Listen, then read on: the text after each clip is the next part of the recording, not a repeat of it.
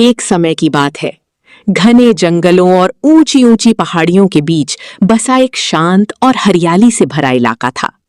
उसी इलाके में एक छोटा सा लेकिन बेहद प्यारा घर हुआ करता था। उस घर में समीरा नाम की एक विधवा महिला अपनी इकलौती बेटी परी के साथ रहती थी।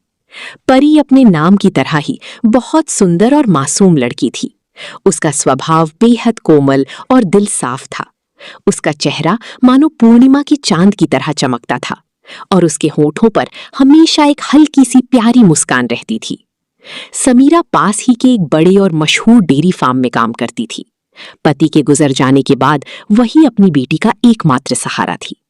वो दिन रात मेहनत करके अपनी बेटी की अच्छी परवरिश और उज्जवल भविष्य के लिए संघर्ष करती रहती थी। वो एक आत्मसम्मानी और मेहनती महिला थी। एक दिन रोज की तरह समीरा डेयरी फार्म में अपने काम में व्यस्त थी। तभी अचानक फार्म की एक बकरी खेलती खेलती हरी घास चरती हुई एक ऊंची दीवार के पास पहुंच गई। संतुलन बिगड़ने के कारण वो सीधे पास की गहरी कुएं में गिर गई। ये सब इतना जल्दी हुआ कि समीरा को संभलने का मौका ही नहीं मिला। वो तुरंत दौड़कर कुएं के पास पहुंची, लेकिन तब तक बहुत देर हो चुकी थी। डेयरी फार्म का मालिक एक बेहद कठोर, घमंडी और निर्दयी व्यक्ति था। वो गुस्से में वहां पहुंचा और जैसे ही उसने अपनी बकरी को कुएं में मरा हुआ देखा, उसका गुस्सा 7वीं आसमान पर पहुंच गया। बिना कुछ सोची समझी उसने इस पूरी घटना का इल्जाम बेगुनाह और गरीब समीरा पर लगा दिया। ये सब तुम्हारी लापरवाही का नतीजा है। तुम्हारी वजह से मेरा इतना नुकसान हुआ है। आज मैं तुम्हें नहीं छोड़ूंगा। डेयरी फार्म का मालिक गुस्से से चिल्लाया। समीरा डर के मारे कांपने लगी। उसने हाथ जोड़कर आंखों में आंसू लिए गिड़गिड़ाते हुए कहा, मालिक रहम कीजिए, मैंने कुछ नहीं किया। ये सब अचानक हुआ। मैं तो अपना काम कर रही थी। खुदा के लिए मुझ पर तरस खाइए। लेकिन उस निर्दयी इंसान के दिल में जरा भी रहम नहीं आया। उसने समीरा को खूब बुरा भला कहा, उसे सबके सामने बेइज्जत किया और आखिरकार उसे एक अंधेरे कमरे में बंद कर दिया। मालिक, मेरी बेटी मेरा इंतजार कर रही होगी। खुदा के लिए मुझे छोड़ दीजिए। लेकिन उसकी एक न सुनी गई। इधर शाम ढल चुकी थी। सूरज पहाड़ों के पीछे छिप गया था और अंधेरा धीरे धीरे फैलने लगा था। परी घर के दरवाजे पर खड़ी अपनी मां का बेसब्री से इंतजार कर रही थी। जैसे जैसे वक्त बीतता गया, उसकी बेचैनी बढ़ती गई। आखिरकार डर और चिंता में डूबी परी ने एक लालटेन उठाई और खुद ही डेयरी फार्म की तरफ निकल पड़ी। फार्म पर पहुंचकर उसने मालिक से कांपती आवाज में पूछा, मेरी मां कहाँ है? मैं उन्हें ढूंढ रही हूं। मालिक घमंड से हंसते हुए बोला, तुम्हारी मां की लापरवाही से मेरी बकरी मर गई है। जब तक तुम 10 सोने के सिक्के नहीं लाओगी, तुम्हारी मां यहीं कैद रहेगी। ये सुनकर परी के पैरों तले जमीन खिसक गई। वो रोते हुए उसके पैरों में गिर पड़ी। मेरी मां को छोड़ दीजिए मालिक, हम बहुत गरीब हैं। हम इतने पैसे कहां से लाएंगे? इसे यहां से बाहर निकालो, मालिक ने गुस्से में हुक्म दिया। जब तक सिक्के नहीं लाती, इसकी मां यहीं रहेगी। नौकरों ने उसे धक्के देकर बाहर निकाल दिया। परी रोती हुई वहां से चली गई। उसकी मां ही उसकी पूरी दुनिया थी और अब वो बिल्कुल अकेली पड़ गई थी। लेकिन उसने हिम्मत नहीं हारी। वो मदद की उम्मीद में गांव के हर घर का दरवाजा खटखटाने लगी, लेकिन किसी ने उसकी मदद नहीं की। गांव में एक बहुत बड़ा और आलीशान घर था, जिसमें एक अमीर औरत शकीला रहती थी। उसकी बेटी नूरा हमेशा से परी से जलती थी, क्योंकि परी गरीब होने के बावजूद उससे कहीं ज्यादा खूबसूरत और अच्छी थी। जब परी उम्मीद लेकर उनके दरवाजे पर पहुंची, तो उन्होंने उसकी मदद करने के बजाय उसका मजाक उड़ाया। नूरा ताना मारते हुए बोली, अगर हम तुम्हें सोने के सिक्के दे भी दें, तो तुम उन्हें संभालोगी कैसे? तुम जैसी गरीब तो खुद को बेचकर भी इतने पैसे नहीं कमा सकती। ये जहरीले शब्द परी के दिल में तीर की तरह चुभ गए। वो पूरी रात रोती रही। सुबह होते ही वो फिर से डेयरी फार्म गई, इस उम्मीद में कि शायद मालिक का दिल पिघल जाए। लेकिन इस बार भी उसे डांट कर भगा दिया गया और अपनी मां से मिलने तक नहीं दिया गया। टूटी हुई उम्मीदों के साथ वो वहां से चल दी। चलती चलती वो एक अनजान रास्ते पर निकल गई। कुछ देर बाद जब उसे होश आया, तो उसने खुद को एक समंदर के किनारे पाया। अचानक उसे एक दर्द भरी आवाज सुनाई दी, खुदा के लिए कोई मेरी मदद करो। परी घबरा गई। उसने चारों तरफ देखा, लेकिन वहां कोई नहीं था। तभी उसकी नजर समंदर किनारे पड़ी। वहां एक बेहद खूबसूरत जलपरी तड़प रही थी। तेज लहरों ने उसे किनारे पर फेंक दिया था और उसकी सांसें टूट रही थीं। मुझे पानी में वापस डाल दो, वरना मैं मर जाऊंगी। परी पहले तो डर गई, क्योंकि उसने जलपरी के बारे में सिर्फ कहानियों में सुना था, लेकिन उसका दिल बहुत नर्म था। वो किसी को तकलीफ में नहीं देख सकती थी। वो तुरंत आगे बढ़ी और पूरी ताकत लगाकर जलपरी को वापस पानी की तरफ धकेलने लगी। जैसे ही जलपरी पानी में पहुंची, उसकी जान में जान आ गई। उसने मुस्कुराते हुए कहा, धन्यवाद नेक दिल लड़की, तुमने मेरी जान बचाई है। बताओ, तुम इतनी उदास क्यों हो? ये सुनकर परी रो पड़ी और उसने अपनी सारी कहानी उसे बता दी। जलपरी की आंखें भर आईं। वो मुस्कुराई और बोली, घबराओ मत, तुमने मेरी मदद की है, अब मैं तुम्हारी मदद करूंगी। इतना कहकर उसने अपना मुंह खोला और उसकी मुंह से चमचमाते हीरे जमीन पर गिरने लगे। उनकी रोशनी से चारों तरफ उजाला हो गया। परी हैरान रह गई। जलपरी बोली, इन हीरों को बेचकर तुम आसानी से सोने के सिक्के पा सकती हो। जाओ, अपनी मां को आजाद कराओ। परी खुशी से झूम उठी।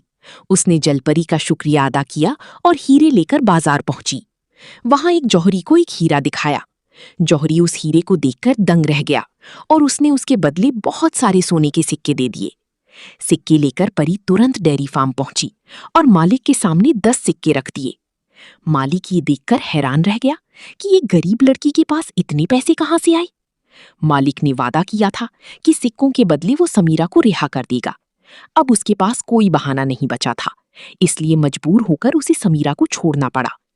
समीरा बाहर आती ही अपनी बेटी परी को कसकर गले लगा लिया। दोनों की आंखों में खुशी के आंसू थे। वे खुशी खुशी अपने घर की तरफ लौट गईं। रास्ते में समीरा ने हैरानी से पूछा, बेटा, तुम्हारे पास इतने सारे सोने के सिक्के कहां से आए? परी मुस्कुराई और बोली, अम्मी, वो जलपरी मेरी दोस्त है, उसी ने मेरी मदद की। ये सुनकर समीरा ने उसे सीने से लगा लिया। बेटा, ये सब तुम्हारी नेकी और अच्छी दिल का इनाम है। कुछ ही दिनों में उनकी जिंदगी पूरी तरह बदल गई। उन्होंने उसी इलाके में एक सुंदर और बड़ा घर बना लिया। परी अक्सर समुद्र किनारे जाती और अपनी दोस्त जलपरी से मिलती। दोनों घंटों बातें करती और एक दूसरे का हाल पूछती। गरीबी और मुश्किलों को करीब से देखने की वजह से परी का दिल बहुत नरम हो गया था। उसे दूसरों का दर्द समझ आता था। इसलिए उसने एक लंगर खाना शुरू किया, जहां वो गरीब और जरूरतमंद लोगों को मुफ्त खाना खिलाती थी। वो हर रोज अपने हाथों से स्वादिष्ट खाना बनाती और मोहल्ले के गरीब, यतीम और जरूरतमंद लोगों में बांटती। धीरे धीरे उसकी दयालुता और दरियादिली की चर्चा पूरे इलाके में फैल गई। जब ये खबर राज्य के बादशाह सलीमुद्दीन तक पहुंची कि एक लड़की गरीबों की इतनी मदद कर रही है, तो वो उसे देखने के लिए उत्सुक हो उठा। चलो, मैं भी देखूं आखिर ये नेकदिल लड़की कौन है, उसने सोचा। वो साधारण कपड़ों में उस इलाके की तरफ निकल पड़ा। जब वो वहां पहुंचा तो उसने देखा कि एक मासूम और सादगी भरी लड़की अपने हाथों से लोगों को खाना खिला रही है। छोटे छोटे बच्चे उसके आसपास खेल रहे थे और उसकी मुस्कान में एक अजीब सी सुकून देने वाली चमक थी। बादशाह उसकी सादगी और नेकदिली देखकर हैरान रह गया। वो उसके पास गया और मुस्कुराते हुए बोला, क्या मुझे भी थोड़ा खाना मिल सकता है? परी ने पीछे मुड़कर देखा और उसे पहचान नहीं पाई। वो विनम्रता से बोली, जी जरूर, बैठिए, मैं अभी लाती हूं। उसने अदब से खाना परोसा। जैसे ही बादशाह ने पहला कौर खाया, वो हैरान रह गया। वाह, इतना स्वादिष्ट खाना तो मैंने अपने महल में भी कभी नहीं खाया। वो परी से बहुत प्रभावित हुआ। वो वहीं बैठ गया और उससे बातें करने लगा। दोनों बातचीत में इतने खो गए कि उन्हें वक्त का पता ही नहीं चला। शाम ढलने लगी तो परी बोली, अब मुझे जाना होगा, अम्मी मेरा इंतजार कर रही होंगी। ये कहकर वो घर की ओर चल दी।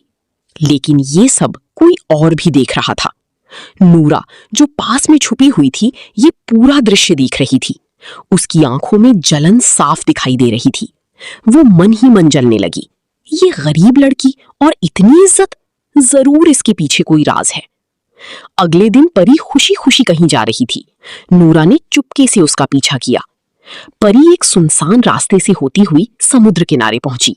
वहां पहुंचकर उसने एक खास आवाज लगाई। कुछ ही पल में समुद्र के पानी से वही जलपरी बाहर आई। दोनों सहेलियों की तरह हंसते हुए बातें करने लगी। फिर जलपरी ने अपना मुंह खोला और चमचमाते हीरे परी की गोद में गिरने लगे। दोनों खुशी से हंसने लगी। जलपरी हमेशा परी को हीरे देती थी, क्योंकि वो जानती थी कि परी इन हीरों से जरूरतमंद लोगों की मदद करती है। ये सब दूर खड़ी नूरा देख रही थी। अब उसकी आंखों में सिर्फ जलन नहीं बल्कि लालच भी भर चुका था। उसके चेहरे पर एक चालाक मुस्कान आई और उसने मन ही मन सोचा, अगर ये जलपरी मुझे मिल जाए तो मैं भी अमीर बन सकती हूँ। अच्छा, तो यही राज है, नूरा मन ही मन बुदबुदाई। तभी ये गरीब लड़की अचानक इतनी अमीर बन गई। इस जलपरी के पास तो बेशुमार हीरे हैं। वो चुपचाप वहां से लौट गई, लेकिन उसके दिल में अब एक खतरनाक लालच जन्म ले चुका था। अगले दिन नूरा चोरी छिपी फिर उसी जगह पहुंची। उसने देखा कि जलपरी फिर से किनारे पर पड़ी तड़प रही थी।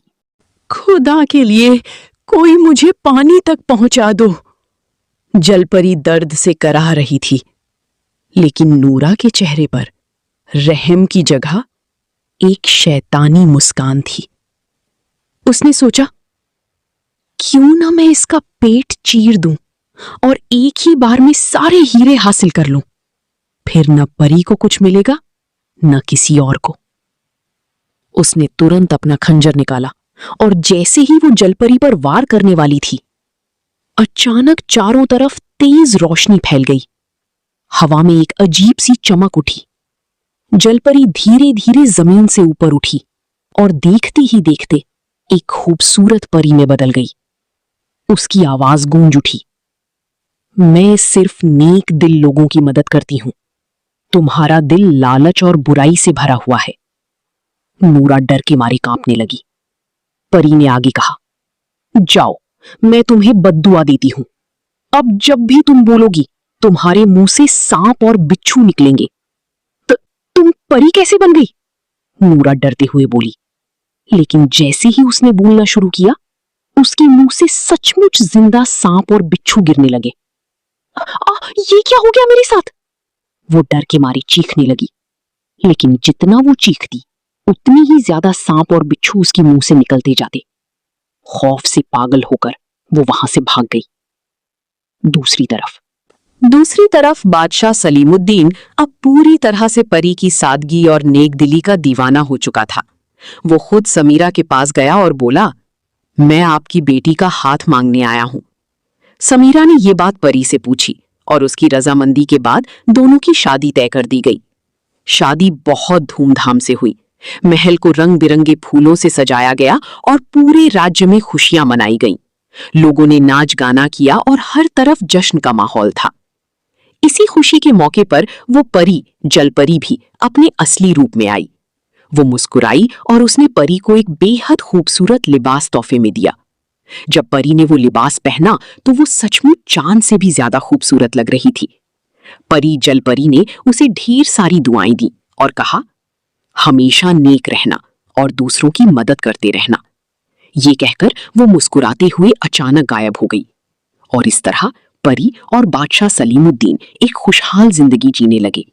उन्होंने हमेशा गरीबों की मदद की और अपने राज्य को खुशहाल बनाया।